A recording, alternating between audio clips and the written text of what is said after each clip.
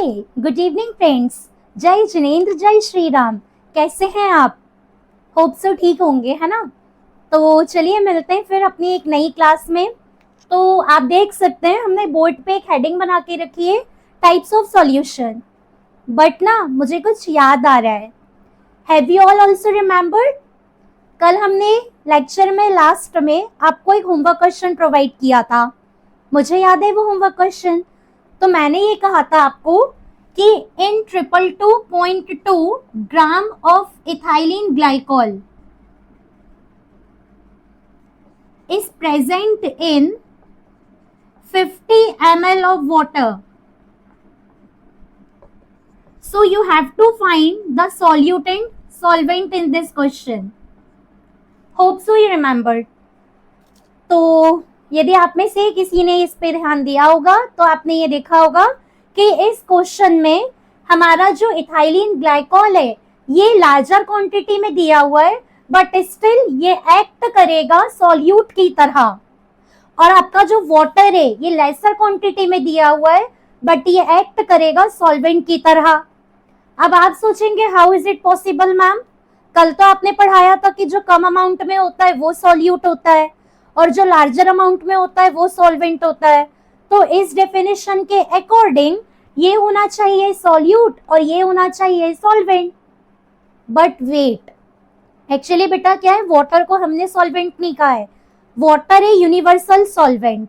Universe ने water को solvent कहा है। जैसे आप खुद देखो, हमें यदि नहाना हो तो हम ये थोड़ी ना बोलेंगे कि आज मन नहीं कर रहा है पानी से नहाने का, चलो एक काम करता हूँ आज मैं तेल से नहा लेता हूँ।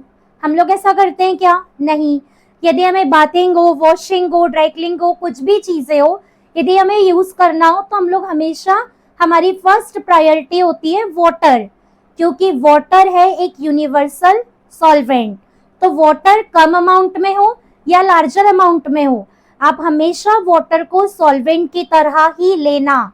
ये मैटर नहीं करता कि वाटर की क्वांटिटी क्या गिवन है। वैसे बहुत रेयर केस है कि वाटर आपको सॉल्वेंट की तरह दिया हो और कम अमाउंट में दिया हो। ये बस हमारे एनसीईआरटी का एक न्यूमेरिकल है जिसमें आपको ये वाला केस देखने मिलेगा। बाकी जनरली ऐसा कहीं नहीं होता है। ठीक है, देखो अब टाइप ऑफ सॉल्यूशन की बात करते हैं। तो टाइप ऑफ सॉल्यूशन में पहले हम लोग देखते हैं aqueous solution. Aqueous solution, so aqueous solution वो होते हैं जिनमें सॉल्वेंट आपका वाटर होगा। The solutions in which water act as a solvent called aqueous solution. Second हम लोग बात करते हैं नॉन एक्वस सॉल्यूशन की। तो नॉन एक्वस सॉल्यूशंस वो होंगे जिनमें जो सॉल्वेंट होगा वो अदर देन वाटर होगा। The solution in which solvent is other than water called non aqueous solution. अब अदर देन वाटर और सॉल्वेंट की तरह, तो ऐसा क्या हो सकता है? तो सोचिए। तो आई होप आपको कुछ आया होगा दिमाग में। तो ऐसे सॉल्वेंट हो सकते हैं आपकी ईथर, हो सकता है बेंजीन, हो सकता है अल्कोहल, स्पेशली इथाइल अल्कोहल। ठीक है, तो ये हमारी एक कैटेगरी हुई टाइप ऑफ सॉल्यूशन की। आई होप यहाँ तक आपको क्लियर हो। यदि आपको हमारा कंटेंट पसंद आता है तो प्लीज मुझे लाइक करिए, हमारे इस चैनल को ढेर सारा शेयर करिए, ताकि जिन्हें फ्री ऑफ कॉस्ट केमिस्ट्री की रिक्वायरमेंट है उन बच्चों तक हमारी बातें जा पाए। और हमें सब्सक्राइब करिए। So now let's move to the new topic. Type of solution में हमारे पास मेनली 2 टाइप की क्लासिफिकेशन है। तो हम लोग बात करते हैं क्लासिफिकेशन ए टाइप। तो ए टाइप में हम लोग लेते हैं classification on the based of physical state. Physical state के बेसिस पर आपके सॉल्यूशन को क्लासिफाई किया है 3 टाइप्स में।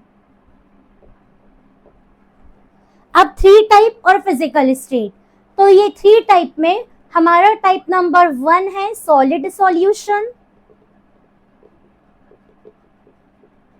टाइप नंबर 2 है लिक्विड सॉल्यूशन और टाइप नंबर 3 है gaseous solution. So friends, type of solution में फिजिकल स्टेट हमारी कैटेगरी 1 है और इस फर्स्ट कैटेगरी में अनदर 3 टाइप के सॉल्यूशन है, सॉलिड, लिक्विड और गैसियस। अब देखो, सॉल्यूशन है तो सॉल्यूट भी होगा और सॉल्वेंट भी होगा, है ना। तो याद रखिएगा कि जिस कैटेगरी का सॉल्यूशन होता है वो एक्ट करता है सॉल्वेंट की तरह।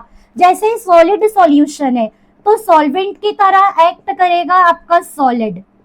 जैसे लिक्विड सॉल्यूशन है तो सॉल्वेंट की तरह एक्ट करेगा लिक्विड।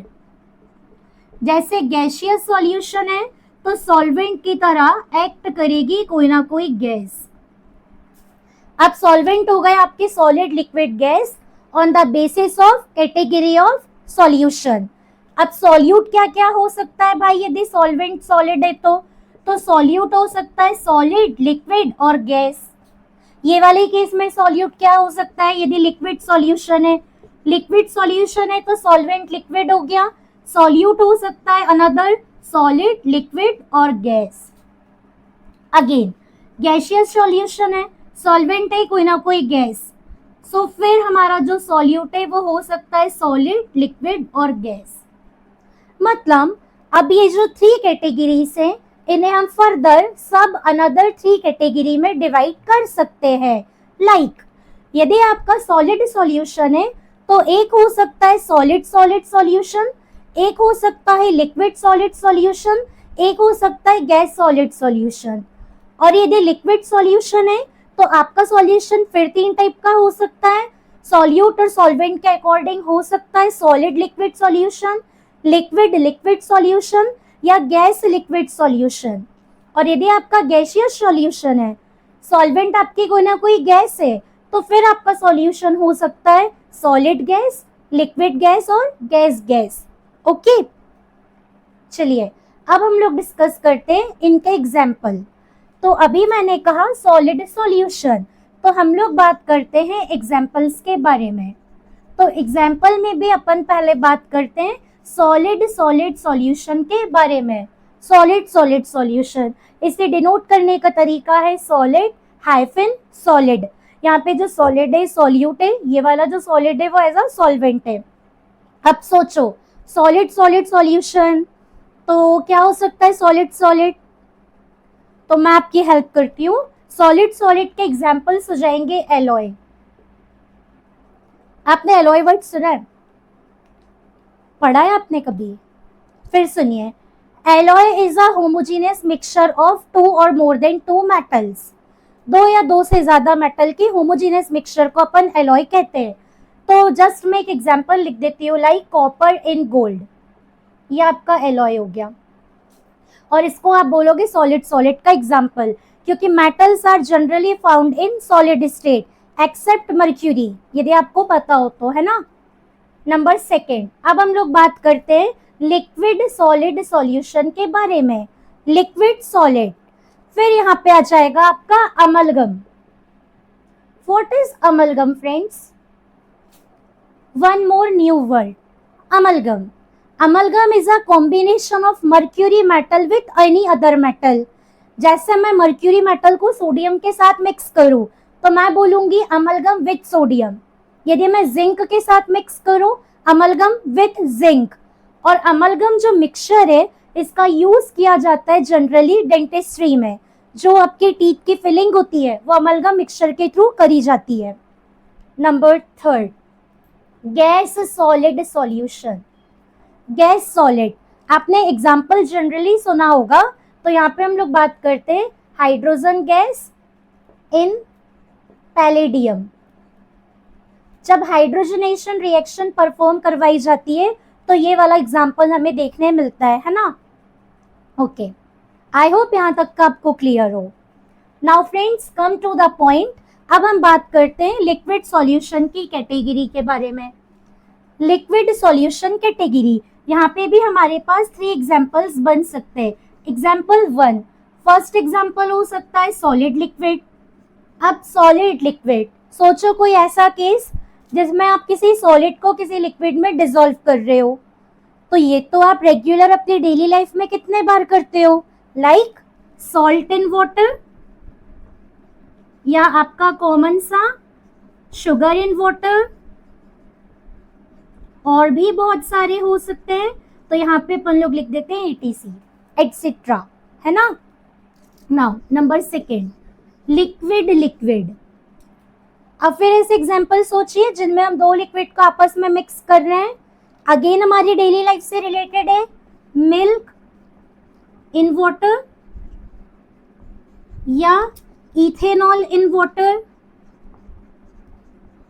और भी काफी सारे पॉसिबल है। Okay, now number third category, gas liquid. ये तो बहुत अच्छे से आपको पता होगा, नहीं पता है तो मैं बता देती हूँ, ऑक्सीजन इन वाटर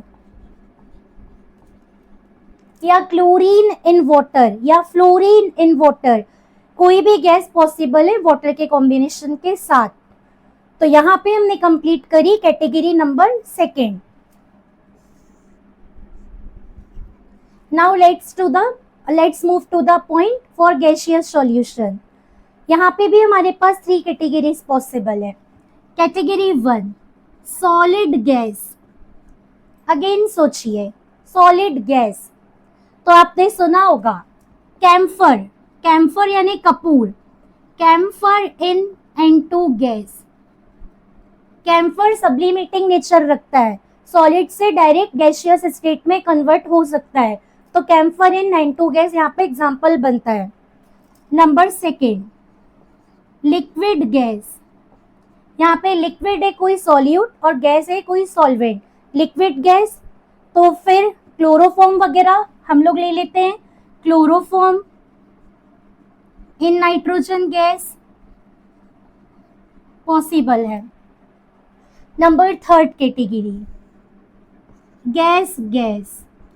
ये तो बहुत इजी है और बहुत ज़्यादा हमारी डेली लाइफ से रिलेटेड है।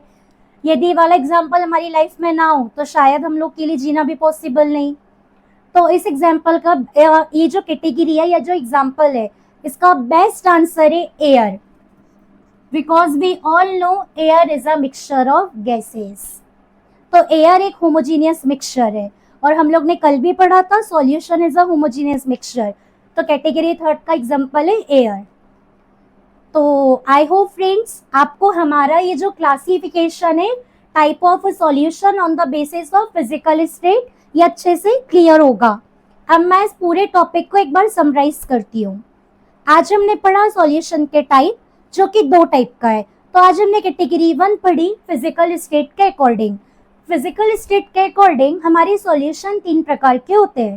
फर्स्ट है सॉलिड, सेकेंड है लिक्विड, थर्ड है गैसियस सॉल्यूशन। फिर हमने कहा कि जिस भी कैटेगरी का सॉल्यूशन है वो सॉल्वेंट की तरह काम करेगा। सॉलिड सॉल्यूशन है तो सॉल्वेंट होगा सॉलिड, लिक्विड सॉल्यूशन है सॉल्वेंट होगा लिक्विड, गैसियस सॉल्यूशन है सॉल्वेंट होगी कोई ना कोई गैस। अब सॉल्यूट हो सकता है सॉलिड लिक्विड गैस, सॉल्यूट हो सकता है solid liquid gas, again solute हो सकता है सॉलिड लिक्विड गैस। फिर हमने एग्जांपल्स को डिस्कस करा जो कि आपके सामने लिखे।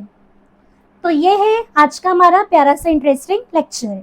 अब अगेन लेक्चर के एंडिंग में आपके लिए होमवर्क क्वेश्चन, एक टास्क है। अब आपको ये मुझे बताना है कमेंट करके या कल की क्लास में कि आप इस वर्ड से क्या समझते हैं, एरोसॉल। और आप मुझे ये भी बताएंगे कि जो एरोसॉल है ये किस कैटेगरी के अंदर आता है, इन तीनों में से किस एग्जाम्पल के अंदर ये वाला वर्ड फिट बैठेगा। ये हमारा आज का होमवर्क क्वेश्चन है। आई होप आपको ये पता हो, या नहीं पता है तो आज रिसर्च करिए और कल की क्लास में मुझे बताइए। मिलते हैं कल हमारे इसके आगे के टॉपिक के साथ। जब तक अपना बहुत सारा ध्यान रखिए, बहुत एंजॉय करिए, बट साथ में पढ़ाई भी करिए। Bye bye, have a nice day.